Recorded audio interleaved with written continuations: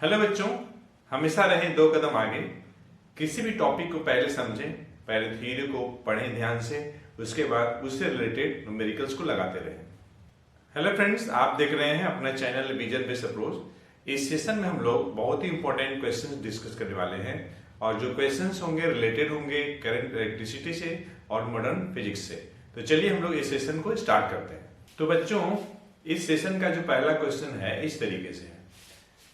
A battery supplies a current of 0.8 ampere through a 5 ohm resistor and a current of 0.4 ampere through a 5 ohm resistor. Calculate the internal resistance of the cell. तो ये कोई हमारे पास cell है और इसका ये internal resistance है और ये है कोई आपका एक्सटर्नल रेजिस्टेंस। बैटरी का ये है आपका EMF, small r internal resistance और ये है आपका कैपिटल आर एक्सटर्नल रेजिस्टेंस और ये करंट आई फ्लो कर रही है सर्किट में। तो बच्चों, बैटरी का EMF, internal resistance, external resistance और सर्किट में जो करंट फ्लो हो रही है, या ये कह लीजिए बैटरी से जो करंट जो ड्रॉ हो रही है उसके बीच में एक रिलेशन होती है। सेल का EMF equals to I into total resistance में एक्सटर्नल और इंटरनल हम प्लस करते हैं। तो ये जो क्वेश्चन है इसी से रिलेटेड है। आप देख रहे होंगे कि हमारे पास एक फॉर्मूला होना चाहिए। ये फॉर्मूला आप तभी दिमाग में रख पाएंगे जब आप थ्योरी को अच्छे से पढ़ेंगे। इसीलिए जब भी आप पढ़ते हैं तो ध्यान से पढ़िए, थोड़ा पढ़िए लेकिन समझ के पढ़िए। तो क्वेश्चन के अकॉर्डिंग तो 2 ओम वाले रजिस्टर के क्रॉस जो करंट फ्लो कर रही है 0.8 एम्पियर और 5 ओम वाले रजिस्टर के क्रॉस जो करंट फ्लो कर रही है 0.4 एम्पियर। एक चीज कॉमन है कि बैटरी का जो ईएमएफ होगा वो सेम होगा दोनों केस में। मतलब 2 ओम वाली रजिस्टर के साथ भी जो बैटरी लगी है वही लगी है, 5 ओम वाली रजिस्टर के साथ भी बैटरी वही लगी है, मतलब बैटरी का ईएमएफ सेम होगा। तो ठीक है, ये देखिए epsilon capital R into capital R plus small r आप रख लीजिए, ये तो सेम रहेगा। तो जब हम इस फॉर्मूले को अप्लाई करेंगे तो 2 बार अप्लाई करना है। I 0.8 ampere into capital R 2 plus small r, ये इक्वल होगा 0.4 एम्पियर और ये देखिए कैपिटल आर है 5 और ये स्मॉल आर। ये जो कंडीशन है ना, मैं इसी को अप्लाई कर रहा हूं। ये पहली condition, current 0.8 ampere, external resistance 2 ओम हमने लगा दिया यहां पे। यहां देखिए करंट 0.4 एम्पियर और रजिस्टर आपका 5 ओम का, इसको हमने यहां पे लगा दिया। अब इसे सॉल्व कर लेना है। तो कैसे सॉल्व होगा? पॉइंट के बाद एक डिजिट यहां भी है, यहां भी है, तो पॉइंट हटा दीजिए। तो यहां हो जाएगा आपका 4, यहां हो जाएगा 5 और ये R, ये देखिए कैंसिल होगा 2 बार में। तो इस तरीके से हम देख रहे हैं कि 2 से हमें मल्टीप्लाई करना पड़ेगा 2 प्लस R में और इधर है आपका 5 प्लस R। ये हो जाएगा आपका 4 plus 2R equal to 5 plus R। Small r जो राइट हैंड साइड में है आप लेफ्ट में ले आइए, 2R यहाँ प्लस है तो माइनस हो जाएगा, तो R आ जाएगा और 4 को आप लेफ्ट से राइट ले जाइए, 5 माइनस 4 तो 1 आ जाएगा। तो इस तरीके से सेल का इंटरनल रेजिस्टेंस 1 ओम आ गया और ये हमारा आंसर हो गया। तो बच्चों हम लोग करते हैं नेक्स्ट क्वेश्चन। तो बच्चों, नेक्स्ट क्वेश्चन जो हमारे पास है न्यूक्लियर फिजिक्स से है, या ये कह लीजिए मॉडर्न फिजिक्स का क्वेश्चन है। क्वेश्चन में कहा जा रहा है कि uranium nucleus 23892 undergoes several disintegration and ultimately decays to lead nucleus 20682 Pb. How many alpha and beta particles are emitted? आप देख रहे हैं ये क्वेश्चन जो है रेडियो एक्टिविटी का क्वेश्चन है, जिसमें कि इटसेल्फ जो है रेडियो एक्टिव सब्सटेंस से अल्फा बीटा गामा का इमिशन होता है। और जब एक अल्फा पार्टिकल का इमिशन होता है तो जो पेरेंट न्यूक्लियस होता है उसका मास नंबर डिक्रीज होता है 4 से और एटॉमिक नंबर डिक्रीज होता है आपका 2 से। And during the case of beta emission mass number remains unchanged but atomic number increases by 1 and there will be no change during the case of gamma emission. ये है concept related to alpha beta and gamma emission. तो इस question में हमें beta particles और alpha particles की संख्या बतानी है कि कितने अल्फा और कितना बीटा पार्टिकल इमिट होगा, जिससे कि यूरेनियम न्यूक्लियस 23892 ये डिकेज हो जाएगा लेड में 20682 पीवी में। तो ठीक है, ये है हमारे पास 238 और ये है आपका 92 और ये है यूरेनियम। एक चीज एकदम क्लियर होना चाहिए, 238 आपका मास नंबर है, 92 आपका एटॉमिक नंबर है और ये यूरेनियम का सिंबल है कैपिटल यू। ये कन्वर्ट हो रहा है लेड में Pb और 206 लेड का मास नंबर है और 82 है आपका एटॉमिक नंबर। अल्फा पार्टिकल का फॉर्मेशन हो रहा है, मतलब डबली आयोनाइज्ड हीलियम एटम 42Ag और साथ में बीटा पार्टिकल भी, मतलब कि 0 - 1 E कर लीजिए। आप यहां पे बीटा भी लिख सकते हैं। एक्चुअली बीटा पार्टिकल जो होता है फास्ट मूविंग इलेक्ट्रॉन होता है जो कि न्यूक्लियस से इमिट होता है। बीटा पार्टिकल ऑर्बिटल इलेक्ट्रॉन्स नहीं होता है, वो फास्ट मूविंग इलेक्ट्रॉन होता है इमिटेड फ्रॉम द न्यूक्लियस। तो हमें ये पता करना है कि कितना अल्फा निकला है। मान लेते हैं कि m जो है अल्फा पार्टिकल की संख्या है और n आपका बीटा पार्टिकल की संख्या है। यहां हमने m और n लिया है, आप x y भी ले सकते हैं। एक्चुअली मैं इस क्वेश्चन को मैथमेटिक्स के थ्रू सॉल्व करने जा रहा हूं। आपको पता है मैथमेटिक्स क्या है, लैंग्वेज ऑफ फिजिक्स है। तो हम लोग इस क्वेश्चन को मैथमेटिक्स के थ्रू करने वाले हैं। हम लोग क्या करेंगे कि मास नंबर को इक्वेट करेंगे और एटॉमिक नंबर को इक्वेट करेंगे।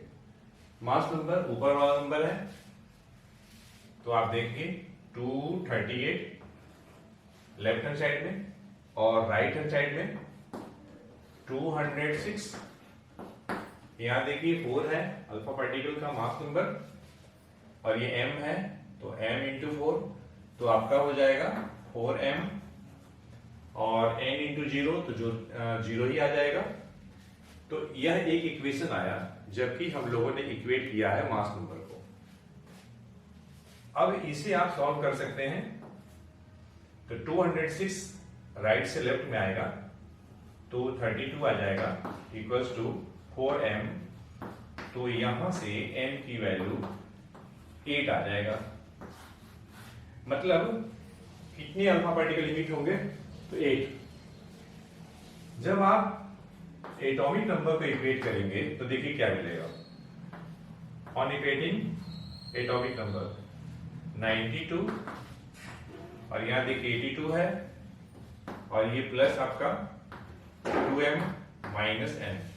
n की वैल्यू यहां रख दीजिए, 8 आया है तो ये आपका 16 हो जाएगा -n। 82 इधर लाइए तो 10, तो 10 की वैल्यू 16 माइनस एन, एन निकालेंगे तो 16 माइनस 10 जो कि आपका 6 हो जाएगा। तो इस तरीके से हम देख रहे हैं कि n की वैल्यू 6 हो गई और 6 क्या है, तो number of beta particle emitted है, m क्या है, number of alpha particle emitted. तो इस क्वेश्चन में अल्फा पार्टिकल जो इमिशन जो होगी, मतलब कितने अल्फा पार्टिकल इमिट होंगे, उनकी संख्या 8 होगी। कितने बीटा पार्टिकल इमिट होंगे, तो 6 होंगे। तो हम लोग बढ़ते हैं नेक्स्ट क्वेश्चन की तरफ। तो बच्चों हमारे पास जो नेक्स्ट क्वेश्चन है इस तरीके से है, complete the equations of radioactive एक्टिव डिसइंटीग्रेशंस। ये देखिए ओरिजिनल जो पेरेंट न्यूक्लियस है एक्स है, इससे अल्फा इमिशन हुआ तो x1 बना, x1 से बीटा इमिशन हुआ तो x2 बना, x2 से गामा इमिशन हुआ तो x3 बना, और अल्टीमेटली हमें x4 मिल रहा है जिसका मास नंबर 234 दिया है और एटॉमिक नंबर 92 दिया हुआ है। तो एक्चुअली हम लोग को x इसमें फाइंड करना है। जब तक हम x फाइंड नहीं करेंगे तब तक हमें इसमें से कुछ मिलने वाला नहीं है। तो हम मान लेते हैं कि जो ओरिजिनल जो न्यूक्लियस है उसका मास नंबर A है और एटॉमिक नंबर B है। ड्यूरिंग द केस ऑफ, मान लीजिए मैं फिर से लिख रहा हूं, ये है आपका ओरिजिनल न्यूक्लियस, इससे अल्फा इमिशन हुआ। अल्फा इमिशन मतलब क्या, डबली ऑर्गेनाइज्ड हीलियम एटम। ये तो नया जो न्यूक्लियस बना x1 बना। अब ये देखिए x1 जो बन रहा है इसका मास नंबर 4 डिक्रीज हो जाएगा तो A-4 हो जाएगा और एटॉमिक नंबर 2 डिक्रीज हो जाएगा। उसके बाद बीटा इमिशन हुआ है और बना है x2। तो during the case of beta emission there will be no change in the mass number, means mass number remains as it is, तो A-4 ही रह जाएगा, but atomic number increases by 1, क्योंकि बीटा पार्टिकल मतलब क्या, 0-1e। यहां पे आप beta भी लिख सकते हैं, यह नेगेटिव है तो B-2 + 1 तो आपका हो जाएगा B-1। And during the case of gamma emission there will be no change in the composition, मतलब मास नंबर वही रहेगा और एटॉमिक नंबर भी वही रहेगा। इसके बाद देखिए बीटा इमिशन हो रहा है तो क्या बना, x4 बना। During the case of beta emission no change in the mass number but atomic number increases by 1, A-4 तो यहां भी A-4, B-1 + 1 तो ये आपका B हो जाएगा। लेकिन क्वेश्चन के अनुसार हमें जो दिया है अल्टीमेटली ये दिया है हमें x4 का जो कंपोजिशन जो दिया है 234 और ये है आपका 92। तो आप इसे कंपेयर करें इसके साथ, तो ऑन कंपेयरिंग क्या मिलेगा हमें, हमें मिलेगा A-4 = 234 और B की वैल्यू 92 मिलेगा। तो B तो डायरेक्ट मिल जा रहा है, कोई दिक्कत नहीं है, कोई इक्वेशन सॉल्व नहीं करना है, A निकालना है। तो -4 है उधर जाएगा तो प्लस हो जाएगा तो 238 आ गया। तो इस तरीके से A की वैल्यू 238 आ गया, B 92 हो गया। मतलब ये हुआ कि यहां A जो है आपका 238 हो जाएगा, 238 आपका A आएगा और B आपका 92 आएगा। और इस तरीके से हम लोगों ने इस इक्वेशन को कंप्लीट कर लिया। तो फ्रेंड्स, हम करते हैं नेक्स्ट क्वेश्चन। तो बच्चों, हमारे पास जो नेक्स्ट क्वेश्चन है, आप देख रहे होंगे कि हमारे पास बहुत सारे न्यूक्लियर रिएक्शंस हैं और हमें कंप्लीट करना है। पहला जो है 23892 यूरेनियम, यहां पे अल्फा पार्टिकल का इमिशन साफ क्लियर दिख रहा है। तो ये है आपका डॉटर न्यूक्लियस, सॉरी ये है आपका पेरेंट न्यूक्लियस, ये है आपका डॉटर न्यूक्लियस। तो पेरेंट न्यूक्लियस से एक अल्फा पार्टिकल का इमिशन हो रहा है, तो जो डॉटर न्यूक्लियस जो यहां पे बन रही है उसका हमें कंपोजिशन बतानी है, मतलब मास नंबर और एटॉमिक नंबर बताना है। Doubly ionised helium atoms alpha particle होता है जिसका मास नंबर 4, एटॉमिक नंबर 2। तो अगर हम मास नंबर को इक्वेट करेंगे तो लेफ्ट हैंड साइड में देखिए, एरो के लेफ्ट हैंड साइड में 238 है, यहाँ 4 है, मतलब यहां पे हमें चाहिए 234 चाहिए। ऐसे भी 238 माइनस 4 करेंगे तो 234 आ जाएगा।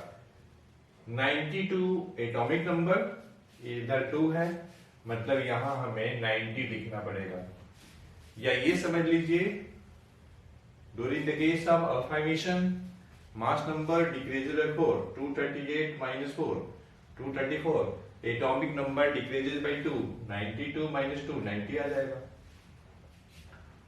यहां पे देखिए रेडियम 22688 अल्फा पार्टिकल का इमिशन हो रहा है, तो mass number decreases bye 4, 226 minus 4 222,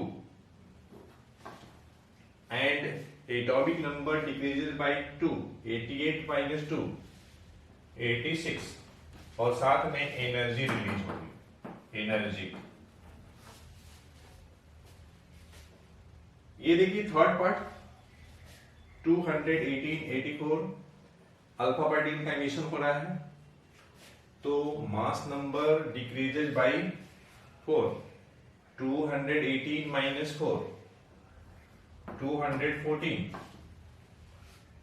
84 है आपका एटॉमिक नंबर, डिक्रीजेज बाय 2, तो ये आपका 84 माइनस 2 82 हो जाएगा।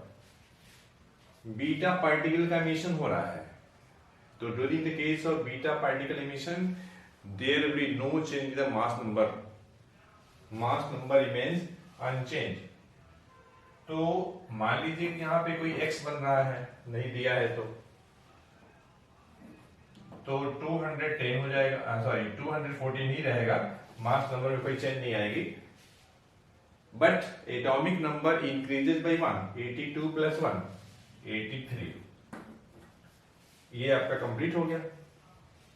यहां देखिए, ये है आपका पेरेंट न्यूक्लियस, ये है आपका मास नंबर, जेड है एटॉमिक नंबर, और 2 अल्फा इमिशन हो रहा है, 2 अल्फा।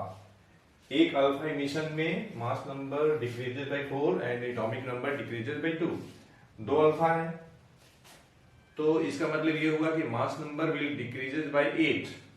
तो यहां भी मान लीजिए कि ये आपका नया न्यूक्लियस Y है, तो A माइनस 8 आपका जो डॉटर न्यूक्लियस बनेगा Y, उसका मास नंबर A माइनस 8 होगा, क्योंकि यहां पे 2 अल्फा इमिशन हो रहा है। एटॉमिक नंबर 2 डिक्रीज होता है during the case of 1 alpha particle emission, यहाँ 2 अल्फा इमिशन हो रहा है, तो एटॉमिक नंबर का कितना कम होगा, तो 4 कम होगा, तो ये हो जाएगा आपका Z minus 4। And during the case of beta emission there will be no change. तो मान लेते हैं कि यहां पर Y1 बन रहा है, मान लीजिए, तो आप इसको ऐसे भी कर सकते थे, नहीं पता है तो इसको आप कर लीजिए x1, इसको कर लीजिए आप x2 कर लीजिए, कोई प्रॉब्लम नहीं है, ठीक।